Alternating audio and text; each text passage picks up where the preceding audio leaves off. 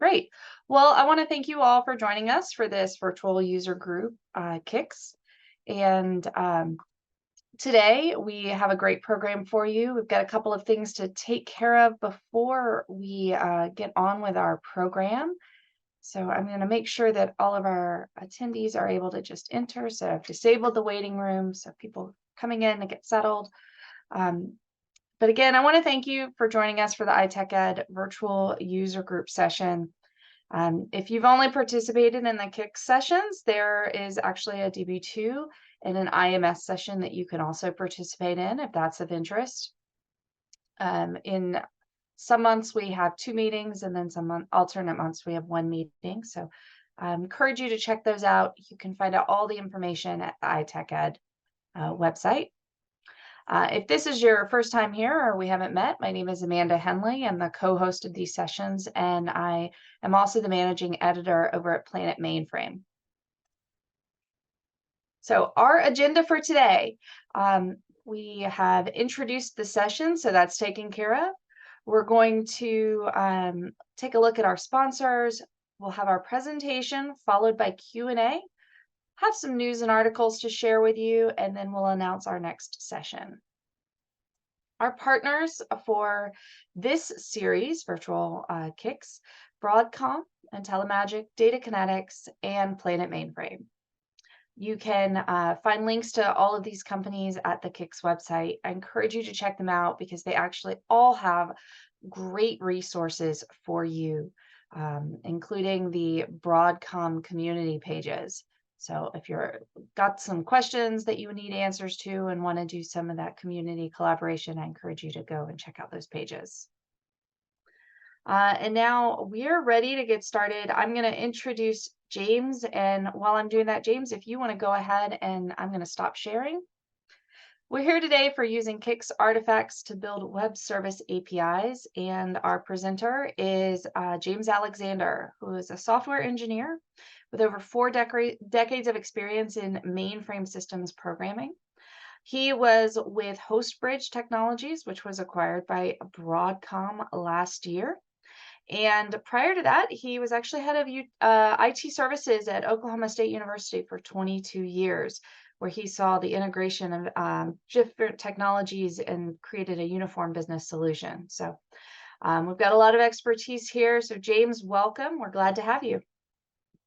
Thank you for inviting me. I really appreciate you having the opportunity to talk to you all.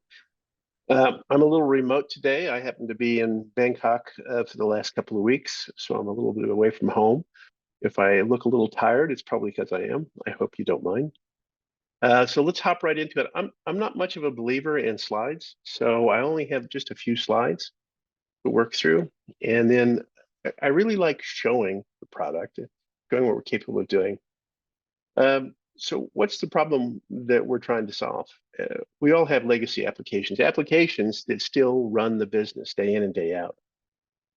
Depending who you ask, there's somewhere between 200 and 800 billion lines of COBOL still in production today.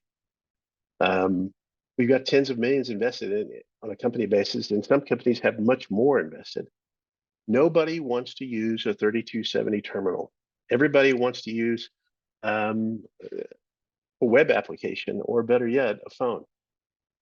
And the host just doesn't allow us to do that in many cases. It doesn't allow us to access that business logic that's locked up inside our applications.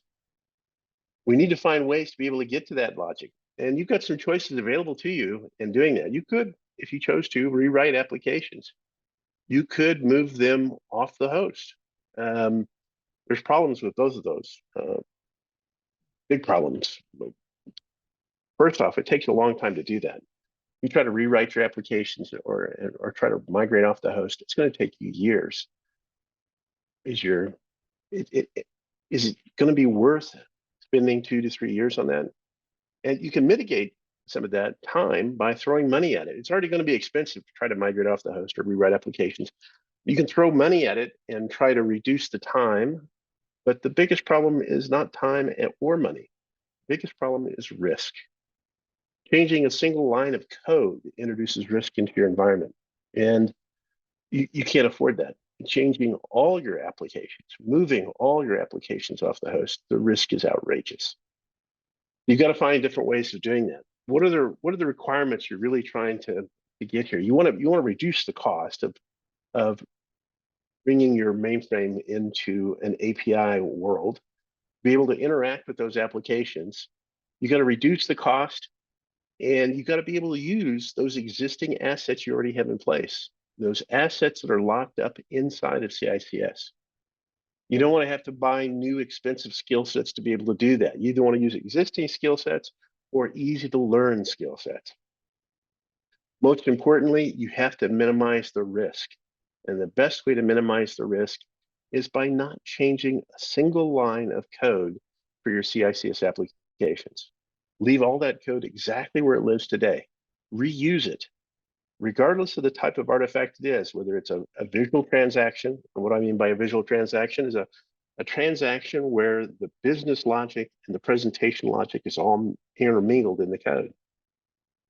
Without changing any of that, or changing your Chimera programs or your data sources behind that, the vSAM, DB2, Datacom, whatever your data sources happen to be behind your applications, no changes in those applications at all. Those applications need to continue to run as they've always run to keep your risk down. Make sure that the security, auditing, and logging is still the same. You don't lose any of the integrity the mainframe is given you, both in security, high availability, high throughput. Now, how do you accomplish that? How do you have all of these things, not have to change any of your code? Well, surprisingly, it's installing a JavaScript engine inside of CICS. A JavaScript engine that runs right next to your applications, where you can orchestrate those business processes and turn them into callable APIs without changing those applications on the host. So that visual transaction allows you to change address. Instead of being 6, 7, or 8 screens that are walked through on a terminal, it's a single invocation to the host to a web service API running inside CICS JavaScript engine that orchestrates through that change address process, navigates through those screens, or calls the Chimera program, or accesses the data directly. Being able to do that inside CICS right next to your applications without having to change your applications at all, to turn that business logic, that business process, into a standards-based callable API to the outside world. JavaScript engine we ported to run inside of CICS came from Firefox. It runs on the zip, which means that doing this orchestration is not going to add to your CPU overhead. All of the JavaScript that you create to do the orchestration to create these web service APIs is zip eligible. That doesn't mean we're going to change your application logic. It's still going to run on the GP, as is IBM's code is as well. But all the orchestration logic you create, all the transformations that you do inside the JavaScript engine to create this web service API to the outside world, that's all zip eligible. No specialized client is required to be able to call into this, a web service API. Anything that can make a standard web service API call can talk to HBJS running inside CICS. The service boundary is actually the host.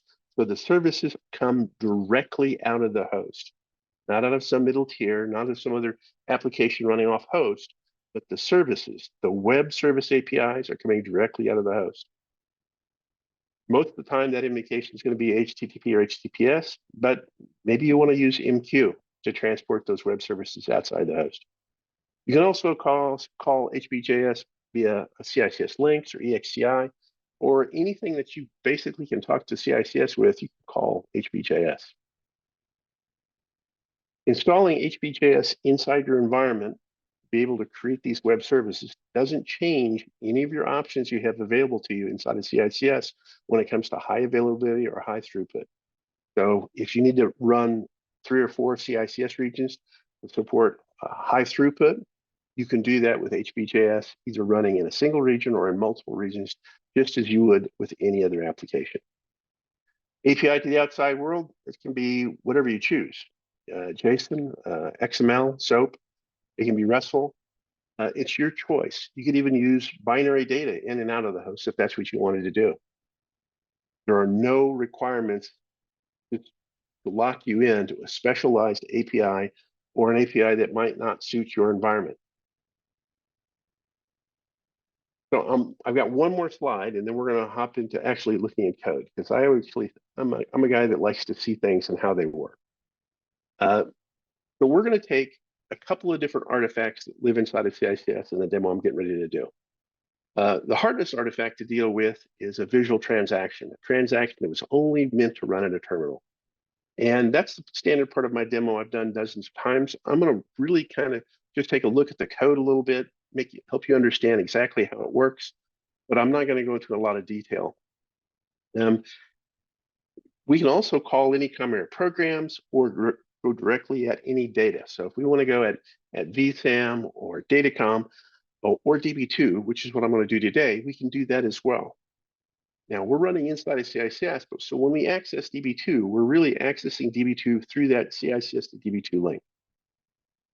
Okay, so I'm going to switch over to the demo now and off the slides, and we're going to talk about, and I'm going to show you, get my icons all out of the way, how we're able to do that. Before we start on looking at the code though, I want to show you the application I'm going to be talking to just really briefly.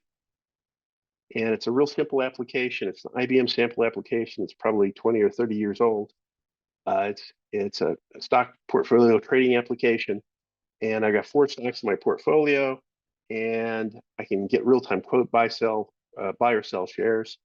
And the real information I need to get to if I'm doing a real-time quote is information about how many shares I hold, or the value of those shares, or what the current stock price is, those types of things.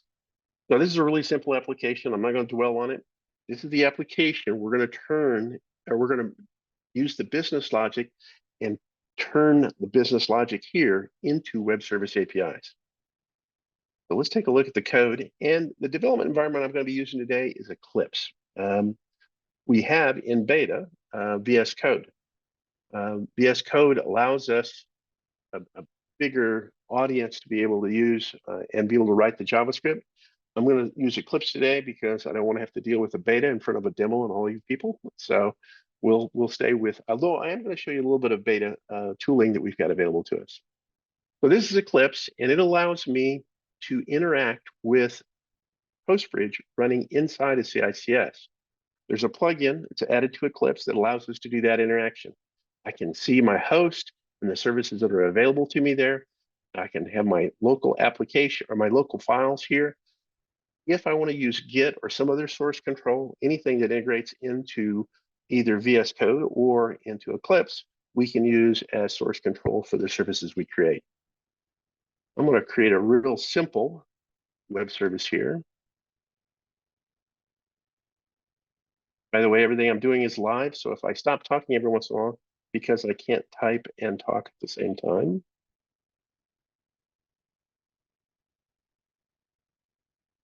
So it's a very simple piece of JavaScript. And it's going to do is say hello world, of course. It's not JSON, it's not XML, it's just going to be returning text. But I wanted to show you how easy it is to create a web service and deploy it. If I want to test this piece of code that I've just written, I can right mouse click in the window and I can say execute. And I get this message that comes back here. That ran inside of CICS.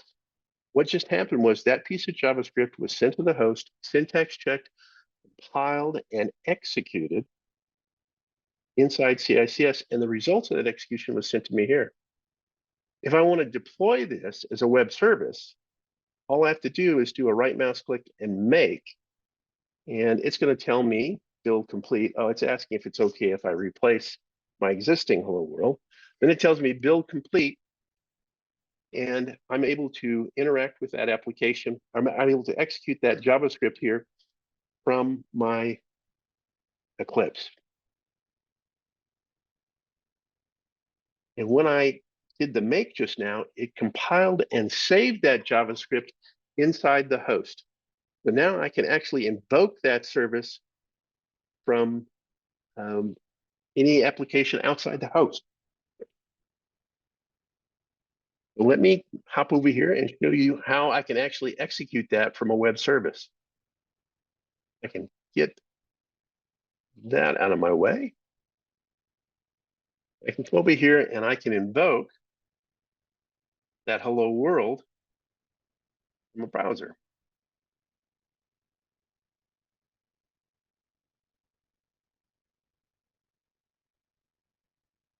So I just compiled, saved, and deployed a web service in seconds. Now, I'm not interacting with CICS. Let's take a look at how we do that. So here's the service I wrote earlier today, and it's going to allow me to exercise that trader application. I'm not going to go into a lot of the detail of the code that's here. I want to touch on some highlights so you understand how this code works. Now, the entire service is only 89 lines long. And it's going to allow me to get the real-time quote for all 4 of those stocks. Now, getting the real-time quote for all 4 of those stocks is 18 transactions. It's 1 transaction to start trader, and then it's 4 transactions for each one of my stocks that I'm going to retrieve. So there's 4 stocks, so 4 times 4 is 16. And then it's 1 transaction to end trader at the end. So that's a total of 18 transactions to be able to interact with my host, to be able to pull back these services. And again, all I have to do to test is do a right mouse click and execute, or I can deploy and do a right mouse click and make. So let's take a look exactly what's inside this code. This is all standard JavaScript. There's nothing unusual about any of it. I'm pulling in some pre-written JavaScript by the use of packages that are required. So I've written JavaScript utilities that allow me to do certain activities inside of CICS, and I can pull in that JavaScript and use that JavaScript in other services that I create. So I can create reusable code and use it any place. To be able to run transactions, I have to create an HB object so I can interact with the CICS services on the back end. To start a transaction, it's nothing more than doing an HB run and indicating which transaction I'm going to execute. That starts the trad transaction just as if I were running at a terminal. Now, there's no VTAM involved. There's no 3270 data stream involved. We're using an API inside of CICS that lets us exercise those transactions without having to have any sort of terminal involved in the process, using a bridge API that's available from IBM. And I'm also going to get some input from the outside world on this service. So I'm going to pass some parameters in that says what companies I want to get the real-time quote for. So here, I'm going to extract out from the query string the companies that I want to get the real-time quote for. And I'm going to separate them with commas, and I'm going to use a JavaScript function that splits that into an array. So after I retrieve the input from the query string, I'll have an array of companies I'm going to iterate over. I also want to decide at runtime what type of output I want. Do I want XML output or do I want JSON output? So I'm going to pass in a parameter that allows me to determine that at execution time, what the output looks like. So that's just my initialization function. I'm going to have a termination function as well. The functions are totally in control of whoever creates the service. It's just the style I like is to use initialization and termination. At the end of my service, here in my termination, I want to find out how many transactions I've got, and I want to add that to my output. I want to see how long it took me to run this service. So I'm going to calculate the elapsed time as part of that and add that to my output string. And then here, using that type that I got off from the query string, I'm going to either output XML or I'm going to output JSON. And you can see there's only one line that I have to use to be able to create either XML or JSON from the JavaScript object I'm creating. Up here at the top, I kind of have a template of what I want my JavaScript object to look like. And this is what the JSON output's going to mimic or model itself out after on the output side. And then the core of my application is walking through and getting the real-time quote from each one of my companies. So this function is going to walk through, based upon the company number, walk through and fill in those fields on the screen to walk to the correct screen. And then it's going to extract those values off the screen.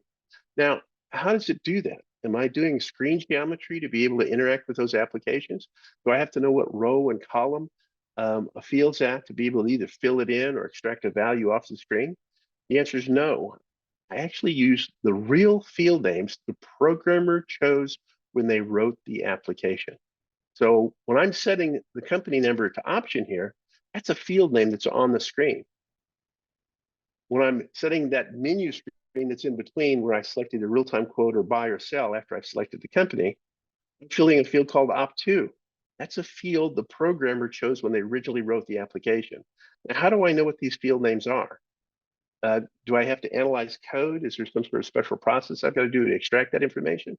The answer is no. We get that information directly out of the BMS map load modules. The metadata is there and available to us. The field names that are on the screen are known to that BMS map. So, but how do I know what those field names are when I write my services?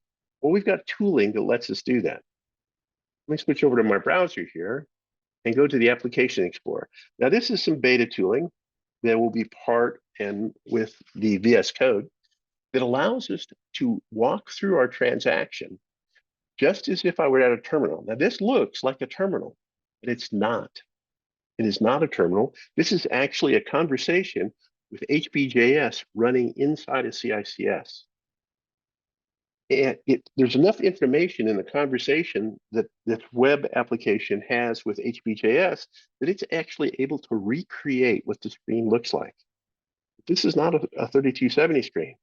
This is a JSON conversation with HBJS in the back end. We do that, may have that conversation, produce these screens so we can know what those field names are. So if I want to know what my input field is here, I can click on it here, or I can put my mouse over here and it highlights it, either one. If I want to know where this field is, I can click on it. It says that's comp3. So here are the field names for this application. The field names, again, the programmer chose when they wrote the application. We extract these dynamically out of the BMS map at execution time. So there's no special setup that I have to do to be able to get this information. So I'm going to walk on through this just to see what the real-time quote, again, this field is real-time quote, or this selection is real-time quote, and the field is op2. So if I select that, I end up on the real-time quote screen. And here are the data elements I want to extract off the screen. Now, using real field names means that I'm not reliant upon screen geometry. If this application should change, if somebody should change the trader application, move fields around, or delete fields I'm not using, I don't care in my service because I'm referencing the fields by the field names the programmer chose. They move the fields around, I'll still get the same fields. They might be in a different location, but I won't care in my application. The only time that my service might need to be updated is if they delete a field I'm using, or if they add a field that I need to add to my service. I'm walking through this application just as if I would if I'm on a terminal using the same PF keys, clear keys, etc. So now I know my field names, I know my navigation paths, I can create my web service. And just as if I were running at a terminal, I'm hitting PF3 keys to back up and then go back to the next company. Down in my main routine, I'm just looping over the parameters that were passed in. I'm looping over the companies that were passed in as part of the request. Whether they pass in one company or 4 companies, this loop will execute all of that and extract out that information from those screens. Running those 18 screens or 18 transactions I talked about earlier to be able to walk through all of those screens. So let's see what this looks like when I run it. So first thing I need to do is make sure I make it. So I'm going to do a right mouse click and make. It's going to replace my experiments for earlier today. Again, so that says build complete. I now can go over and actually execute that service. When I'm going to call that service from my browser. And you can see here I've got live demo basic, which is the name of the service I created. I've got companies 1, 2, 3, and 4, and my output type is JSON. When I hit enter here, and by the way, I've already authenticated earlier, So my user ID and password are being passed in. Authentication is occurring. You can see that I get back a JSON document that has the information I'm concerned I want. It's got information about the real-time quote. It's got that elapsed time as well as the transaction count I just executed. If I want this in XML instead of JSON, I can just say XML instead, and I get it in XML. And if I can have any number of different styles, and in my termination routine, I could then, based upon the type, output whatever style I needed for the application that's invoking me. The default for this is going to be JSON. Nobody wants to use XML anymore, do they?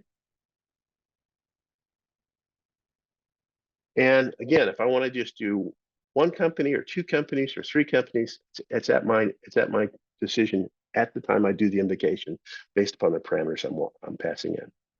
So I've just taken a application that runs on the host, a business process on the host, and I've turned it into a callable API, and I did it in 89 lines of code. Now, this doesn't do the buy and the sell portion, but if I were writing the services for a customer, I'd probably do those as separate web services, or I might do them as a RESTful web service as opposed to separate services. But you want to kind of keep your services small, tight, and very focused on a single business process, because then you can reuse those services in any applications you need to build or assemble using those. And you don't have to be as concerned about security and auditing, those types of things, if you keep the services very focused. Okay, I mentioned DB2 and how do we go about getting DB2? Now, I'm going to show you how to get DB2 pretty quickly, but the really important thing I want to show you is not only can I do visual transaction in this web service, but I can modify this web service to get DB2 data too. Or I could do it to get information out of vSAN, or I could call other transactions, all in a single web service. So let's take a look and see how hard it is to be able to get data out of DB2 using HBJS. And again, this is coming from CICS, so we're using that CICS to DB2 connection. And again, I'm getting some input values being passed in on the query string. You can see that I'm building a dynamic SQL statement here using the information that was passed in.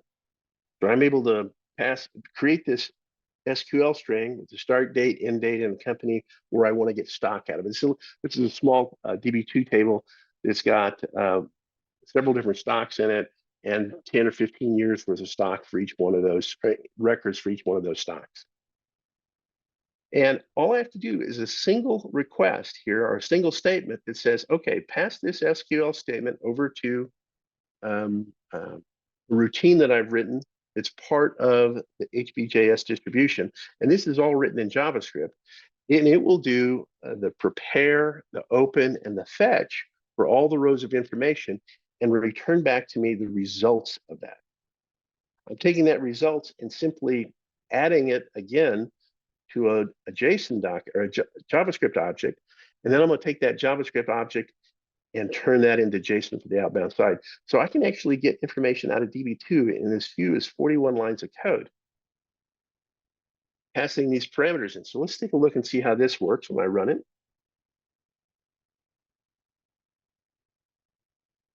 And again, here's the name of the service. This is my host. And I'm going to get quotes for Broadcom stock. And look at the broad range I'm getting. I'm going to get from 2015 all the way to 2019, and I'm going to return it as JSON. That's quite a few days of stock information. 1,006 rows that covers that. Now, I could put in any date range here I want. Now, that's not necessarily a good thing, right? If I'm a DB2 administrator, maybe I don't want you doing large queries against my application on the host during the day. Well, since I wrote the web service, I can control how much data you can get and when you can, even the time of day you could get it. So if I want to restrict this to something smaller than, 4 years worth of data, I can say, well, I'm just going to restrict it to only the first 10 rows. So I'm going to make this and rerun my same web service again. And instead of returning 1,000 rows, I return 10 rows. Now, the reason I'm showing you that is because I'm letting you know that you, as the service creator, are in complete control of how your services are used. You get to decide how your data is transformed into information as it's supplied to the outside world. You control how much data they return. Now, the credentials they supply at execution time, it controls their authentication and access to the actual data. So if I sent this web service call to somebody else and they embedded it in their application, the credentials they use would determine if they had access to that data or how much the data they had access to, just as it would access to the transaction trader. Okay, so now I've got these two web services.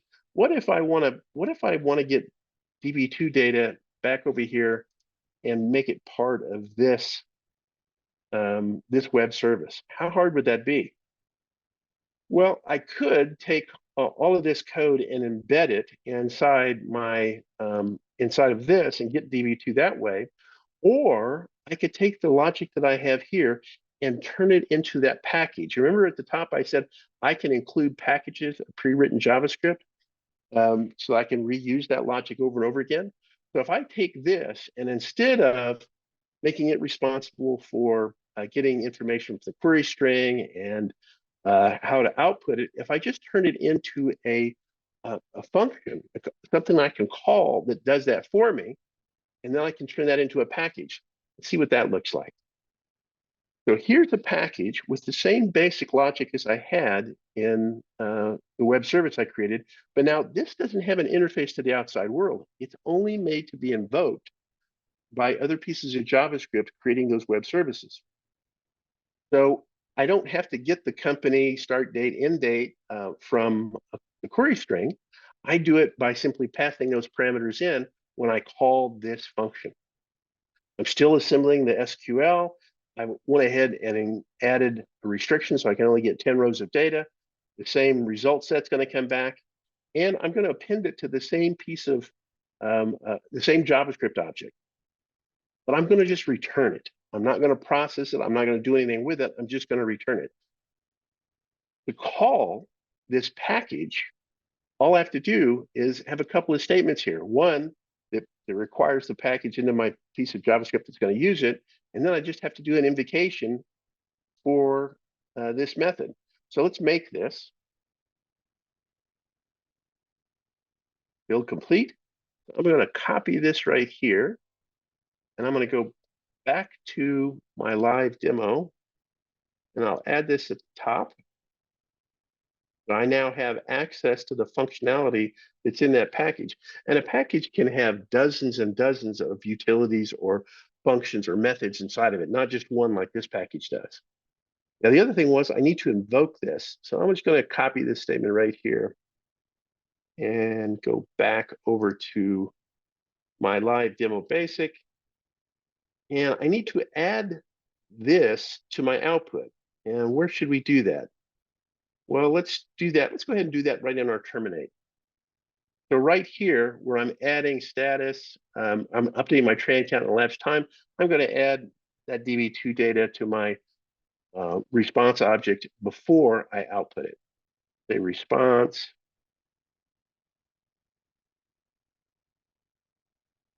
And we'll call it DB2 quotes, DB2 data, just for a name, equals, and then I'll paste in that I copied. And again, this could be parameters that I pass in. Oh, let's put a bigger date range in here to make sure that my restriction to only 10 rows is working. We'll put a little over a year's data, request a little over a year's data. Okay, I think that's all I have to do. I've only updated really 2 lines. I've included this and I've added this. This is all live, so I hope I got it right. Let's do a make on this. There it is. And let's go back and call that service that we created here. I'm just going to refresh it. Oops, and looky there. We now have DB2 data, and you can see my restriction that's on my SQL is in place. And I've added DB2 data. Now, realistically, this web service has no need for getting DB2 data, but maybe I needed to get some information out of a vsim file. Or maybe I needed to get from some other data source to integrate with the execution of the visual transaction I did. Or maybe I need to call more than one common area program at a time. Maybe I need to call 3 or 4 programs, or I need to call the same common area program repeatedly. Oh, by the way, I keep saying common area program, but it also does channels containers. In fact, almost any API that's inside of CICS, I can invoke from HBJS. Any data source, any program, any transaction can all be called from HBJS, and you can create web services very quickly from any of those artifacts that's part of your application on the host and expose them to the outside world in a safe and secure manner. So with that, I'm going to stop talking and open the floor up for some questions. I think you can unmute yourself if you'd like to ask a question audibly, or I'll see if I can find the chat window. Oh, nope, nothing in chat yet. You're going to be easy on the vendor and not ask me any tough questions. Well, I guess I turn it back over to you, Amanda. Let me unmute myself. If you do have any questions, you can pop them in the chat, or as James said, I'm happy to have you go off mute. I'm looking for any hands raised. But in the meantime, let me share with you a few, I guess I need to share my screen. I am going to share something with you. Okay. I do have a couple of articles and news pieces to share. And just as a heads up, I cannot see my chat anymore if anyone is putting anything in. But just from a news and article standpoint, I thought it was, there's so much talk about generative AI. So if you hadn't come across this article about the new Watson X system, I wanted you to check that out. All of these QR codes are photographable with your smartphone, and they'll take you to the links. We'll also include them in the newsletter. I do see a question came in, James, if you want to address Bradley's question. Pi CICS. I'm not sure I know what Pi CICS is. Can you clarify for me? Is Pi CICS a screen painter of some sort, like a BMS map screen painter?